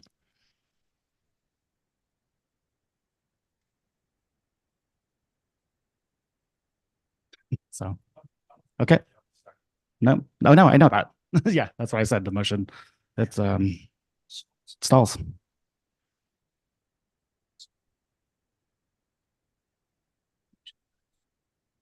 Okay, so the motion dies for lack of second. So I'm assuming now if the event is to go forward, that the fee does have to be paid, correct? Mr. Ledbetter?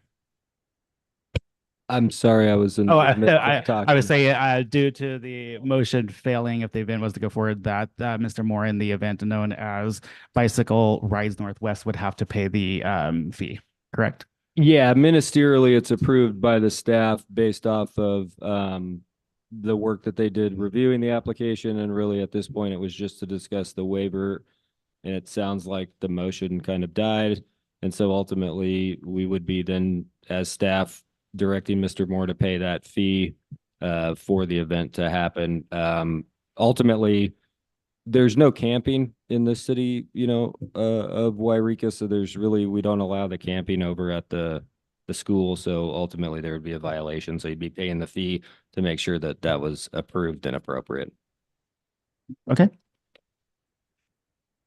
Thank you. So you have a direction to be in talks with Mr. Moore to complete his application. Should he move forward to pay the event fee, correct? Yeah, we'll reach out to Mr. Moore tomorrow. Great. Thank you. Okay.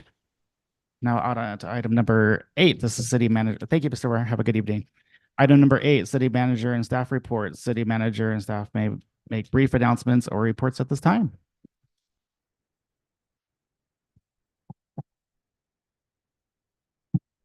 Yeah, thank you, Mr. Mayor. Wairika City Council, Jason Ledbetter, city manager for the city of Wairika. So just about 8 things to go over with you tonight. On 5/9, I attended the Siskiyou Conservative Republicans meeting in Montague as a guest speaker for the State of Siskiyou panel. We have posted the code enforcement position online. We're currently recruiting for that, and currently the clerk, myself, and the fire chief are meeting weekly to go over kind of the weed abatement complaints that are coming in. That's the major thing that we're tackling with code enforcement. But then the city clerk and myself are, at this point, until we get someone hired, are working on the major code enforcement complaints. I met with an individual by the name of Mia Lewis, a grad student at UCLA. Did that with the community development director. She is doing a special project with Bruce Deutsch of the Dunsmuir City Council on behalf of really the local transportation commission. Mia is writing a plan that attempts to answer the following question: how can rural municipalities like Siskiyou County utilize data-driven insights, best practices from successful case studies, and innovative transportation models to improve mobility, accessibility, and overall transit service quality for both residents and tourists? That's something that Mr. Deutsch is working on with Mia, so hopefully we'll see that at the Local Transportation Commission soon. South Oregon Street Rehab Project has started. They started to basically tear down the ends of the sidewalks and replace those with the ADA sidewalk ramps. So those are getting installed. And just as a reminder to everybody, that project is from 4H all the way down just past Fenwalls. That's what is going to be replaced or rehabbed as part of the road.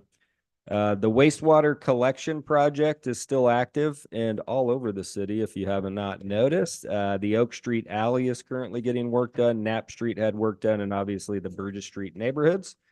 The first farmers market on Minor Street this season kicks off Friday, May 31st at 3 p.m. Fire Chief Lemos and I released our first of 2 educational videos about Wairika Fire Department to Facebook yesterday. This educational video focused on volunteer response versus increase in medical calls. The final video we will shoot at the Siskiyou Media Council. We will discuss the needs of Lay Station and kind of the current status of that station. And then finally, I am meeting with Rotary on Thursday. If you're not aware, Rotary just to the newer council members, but I think you probably are aware, Rotary every year does a grant and they work with the city to do some project. And over many years, they helped replace all of the wooden picnic tables over at Greenhorn with cement, which is fabulous because obviously when we water the lawn or when you get rain, there was just a lot of issues with those wooden tables. Tammy, who is doing all that beautiful work on Minor Street, came to us recently and stated that she really felt like some more beautification in the downtown corridor was needed, and something that was kind of a low-hanging fruit item were the garbage cans. And so if you go out to Deer Creek and the bathroom that we have out there and you look at the garbage cans, they're these really beautiful black metal. And so we are working with Rotary. They have already, from an email that I got today, kind of allocated $4,000 to work on this garbage can beautification project in the downtown area of Wairika. So we're very excited, and they have some other ideas. So I'll be bringing those ideas back to City Council, but we'll continue that trend of working with Wairika Rotary as they invest in just these really nice extra additions to the city. So that's all I have. Thank you. All right. Thank you, Mr. Ledbetter. All right. I'll go to council members. Who wants to go first? You want to go first? Councilman McCoy. I had a lovely time the last couple weekends with Councilman Kay. Can I say that, Councilman Kay? I don't. Yeah, I had walked the homeless camps alone, some of them, but I hadn't been out there a lot. We had a good time walking the homeless camps. We got to see lots of things that we don't need to share now, but we'll share it later with rest of council and Mr. Ledbetter and Public Works and that sort of thing.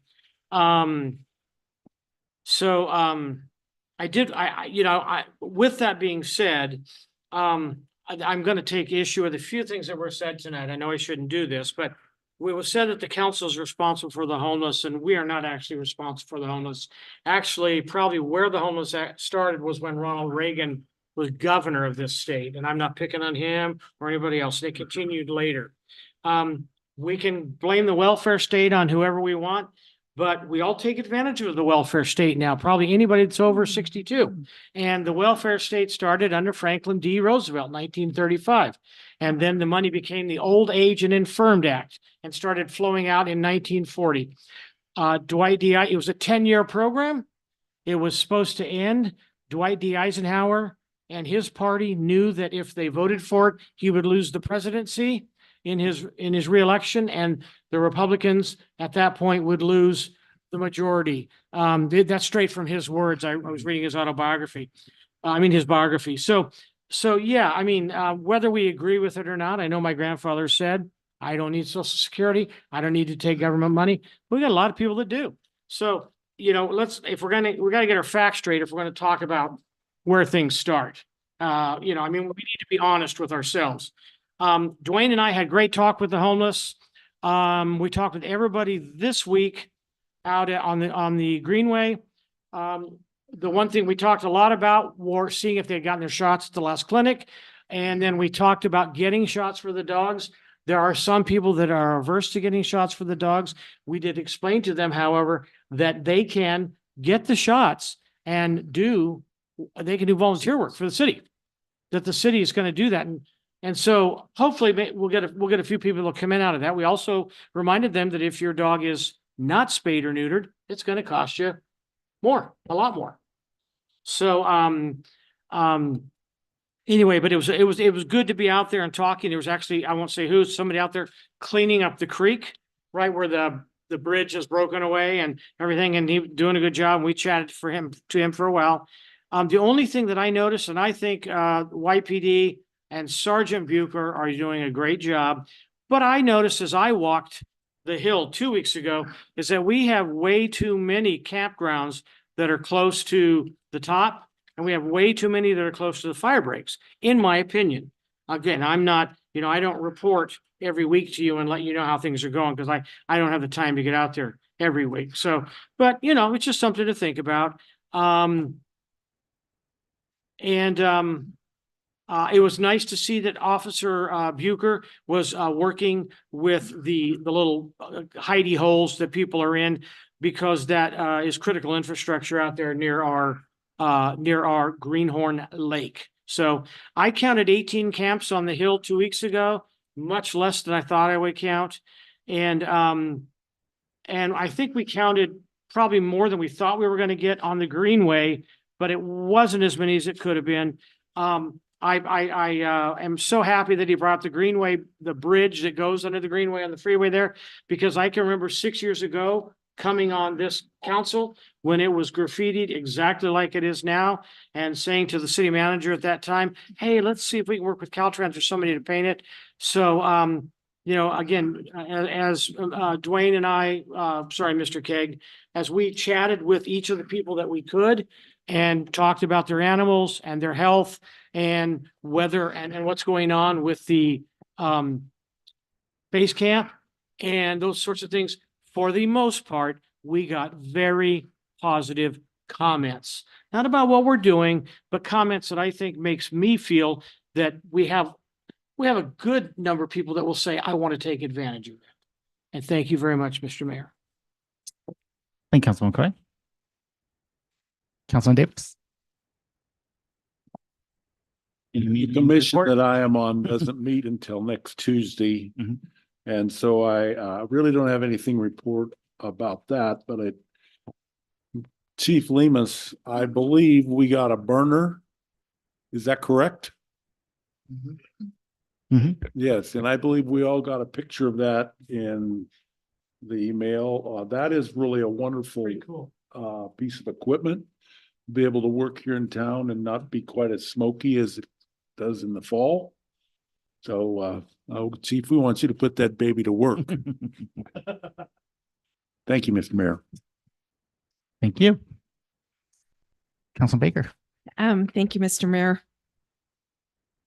So I have a number of things.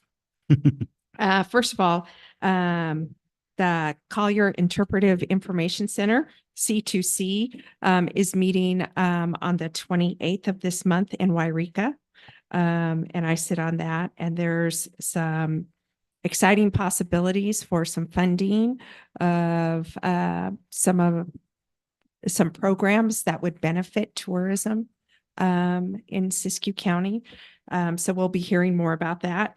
I really would love to go on a tour of Crossroads and of the Greenway and Fall Creek when we're able to get up to that area. I would also reiterate my desire to have a policy on fees for events. And I know that we've been talking about that, but I'm just going to reiterate it for the record. And then also with budget coming up, and I don't know the appropriate way to bring this up, but so I'll just throw it out there for everybody. I really would like to have some type of discussion about making funds available for SNP, for Angels, Rescue Ranch, those organizations that work with animals here, feral animals and animals who needs homes. And finally, Mr. Ledbetter would request a report from the affected department heads on the plan to enforce our fireworks ordinance since the 4th of July is coming up. Thank you. Thank you. Noted. Thank you. Okay. All right, Councilman Kay. Awesome. Thank you. And thank you, Mr. McCoy, for the time we got to share together and doing a little walkabout on 2 different occasions. It is enlightening, and actually I will say that I thought there would be a little bit more on the hill, but there was definitely, honestly, there was more than I definitely anticipated on the Greenway between Oberlin and the old Forest Service building there. There's actually a lot of homeless activity there. A lot of positive feedback from actually the homeless individuals on Bucher. Sergeant Bucher, that it was very positive. One individual said that she got cited, but was very happy with the way that Mr. Sergeant Bucher handled the situation and did a very good job, and that he did his due diligence and did the right thing. So it was good. It was actually a very positive encounter that she had. So thank you. And yes, and Sergeant Bucher is doing a great job. Boots on the ground, getting up there on the hill, on the greenway. He's doing an awesome job. I mean, I think he's top notch. He communicates properly with the individuals. He's just doing a really good job all the way around on doing that job and making sure that the individuals are getting the proper attention, that we're not getting out of control on these campsites, the proper regulation, but yet building some type of what do you want to say, communications with them on trying to get connections with services and stuff too. So he's doing a great job. Speaking of communications, there's a newsletter out too that the COC does have. It's called The Bridge. And I'm not going to read this, but I would like to send it out to the rest of the council. And next time on the next meeting, I'll read what this is all about. But it's just has some stuff that some homeless individuals write about, what services are going on, what things are happening on like the showers and whatnot. But it also actually has a little thing in here talking about one of the situations that the homeless individuals are going through. So it was kind of enlightening to hear what they're, going through too. We can stand back and judge what we can, but till you walk a mile, and that's what this was. One of the things was about, walking a mile in their shoes. You don't understand. I have a lot better understanding just from previous, from what I used to think in conjunction to what I think now from Mike, the individual that, has been working out my shop, and he's enlightened me on a lot of different things on what the homeless individuals go through and on a daily basis. But anyways, the other thing I just had a meeting today on our point in time count. We set a date, which is on Tuesday, the 21st of January. That's when the night of the point in time count starts. So that was set. There actually is going to be a new coordinator, a paid position for a PIT coordinator now, instead of a volunteer like I got to do this last year. So that's a blessing for me, I'll tell you, because someone else can actually handle it and have the time to do it and not have to work on it on the spare time like I had to, and what Madeline had to. She's put in a lot of time. So we'll start next time on the actual surveys. And let's see what else I want to go over. I mean, there's some other things on homelessness. I agree that there's things that need to be some definite improvement on how we handle homelessness. We can go citizens, what citizens say, and what we can legally do, and we need to find a proper structure, and that's what we're going to be doing as a council, finding that proper structure of what's legal and helping these individuals get services that they definitely need. And what Mr. McCoy says, and talking about the Reagan administration, I actually have a little story behind that. A couple of years ago, or probably less than that, I had an individual come into my shop and looking for countertops and to have a discussion on that. And this individual, we got to talking about homelessness and what was going on in this city and what we were doing. And this gal was really impressed of what we're trying to get accomplished in the city. And she started talking about, oh yeah, she knew about the whole problem that started up during the Reagan administration. And I go, it's funny that you know that, because I go, I've researched that and tracked a lot of it back to that and stuff. And she goes, well, it's not that I heard about it. She goes, I lived it. She goes, I was a social worker down in the Bay Area when that all took place, when they shut down all the mental institutions and stuff. She goes, I lived that. She goes, there was thousands of people that were displaced back in the day. that had no place to go. There was no game plan on where these individuals could go. And that was definitely a huge creation of where we're at today. So it was interesting that I'd actually had somebody in my shop that knew firsthand about that, those circumstances and stuff. The other thing is, us as a council, I just want some clarification on communication. I wasn't trying to isolate anybody on the communication that was talking about earlier. I just think as us as a council, as city staff and everything, we do need to figure out what this whole thing on events, how it's structured, how things are going, because we start okaying this, we okay that, and we really don't have any, so some real good structure on this. What that means, I don't know. I think that's just going to be a lot of discussion with us as a council, but we need to have that discussion. There needs to be that communication with all of us, with staff, with us as a council, and getting that fixed, because we shouldn't have these issues that we're having, and we just need to figure out what that means. Maybe I'm too old school, and we did a lot of back in the day where a lot of this was okay and that was okayed, and probably shouldn't have been, probably back in the day, but we need to figure out that structure. I'm obviously the type of person that likes lots of functions, because I was on the chamber for so many years, and I like to see lots of functions going on. So you'll always hear me kind of leaning towards the function, just because that's who I am. Sorry if it offends anybody. I wasn't meant to offend anybody. I'm just wanting to see lots of events. So sorry about that.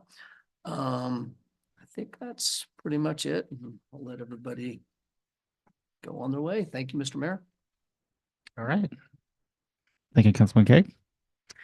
All right, so kind of piggyback on a couple of the council members and their comments and whatnot is I know Mrs. Frazier real well at SNP, and I ran into her, and she did say they administrated over 30 parvo shots, and I think she said probably 10 rabies shots to the in-house populations. And people might say, oh, I have to pay for mine. Yeah, I have to pay for mine, but you know what? I'm thankful they gave the parvo shots. People don't realize how deadly parvo is. And I would think the citizens that question it, like why they get that parvo shot, should be thankful, because it's a simple step at the park.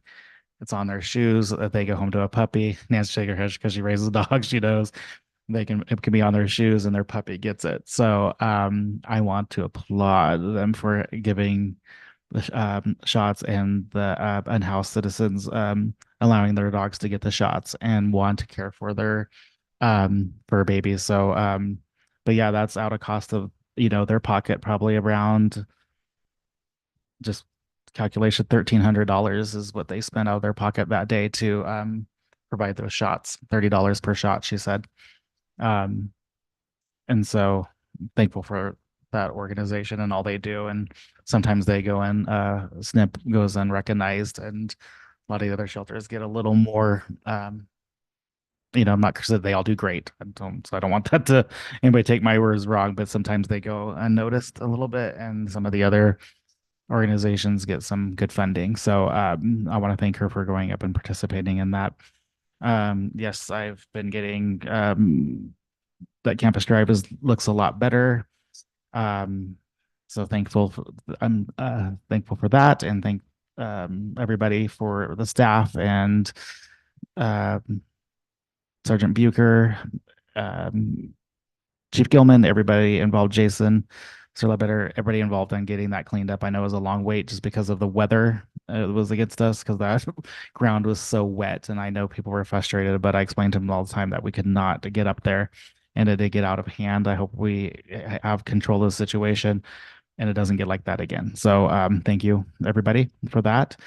As far as it's a learning experience with the events. I think the events as far as the application goes, I don't think any of that has changed as far as the rules and the questions and what you're going to have at the events. What has changed is, I think, something, the fee, correct me wrong, it has always been there, but it hasn't, and our attorney just discovered that. And it comes with sometimes change is upsetting to people, whether it be good or for the bad. This is a bad, of course, because it is a fee that comes of um to the event, and it sounds like it's always been in place but was never enforced. And that's when we have a new legal team that discovered this. And I think it's probably getting the message out that they're, that's why I kind of said, yeah, we might be lenient this year, but maybe next year there's going to be a new policy where that's going to be the standard, but our citizens just have to know that. It's kind of a surprise to them now. But I think, moving forward, when it's in place, they know exactly what it is, just like someone coming in, having a building permit. They know exactly what that's going to cost them. And I think that's what our staff is working towards. And so there's been some growing pains and learning experience, but we just learn and move forward. And, I want events as well. I want to go smoothly. And I think our staff works towards that, but it's working together with everybody, including us, to make that happen. So I did get to go down real quick in person and see the burner, and it was amazing. It wasn't what I was expecting, anything. I didn't, I know it was on its way, and I heard it was there, and the trainer happened to be there. So I got to see firsthand of a lot of the branches, stumps they removed from Greenhorn, and instead of just being in a big pile, they're able to transport it down to the city yard and get rid of it right away. So that's it was great. And so that was very cool to see. So a lot of great things happening. I don't want people to get discouraged that are bringing our events. We want to work with them. There's great energy in the city of Wairika for events coming downtown. I think this council has worked on making it happen. There's good things coming. We have citizens wanting to bring things back, or bring things forward that's been denied, or that it happened 10 years ago, or this is forever ago, it can't be done again, but they're wanting to come forward. So I'm happy to see that. So it's just about keeping the positive energy going, I think, from here to our citizens and to the staff. But I think our staff works very hard, and I think they're learning as well. And I know they have not been treated very well from several citizens when they're told something that they don't like. And so that's bothersome to me, that a citizen can treat our staff poorly when they're doing their job, and it's just a policy. So yeah, so I will say that it just takes, we're all trying out here for a better Wairika, and I want to continue that. I want all of us to continue that. And with that, I will adjourn the meeting and wish everybody a good evening, and thank you for coming. Meeting adjourned.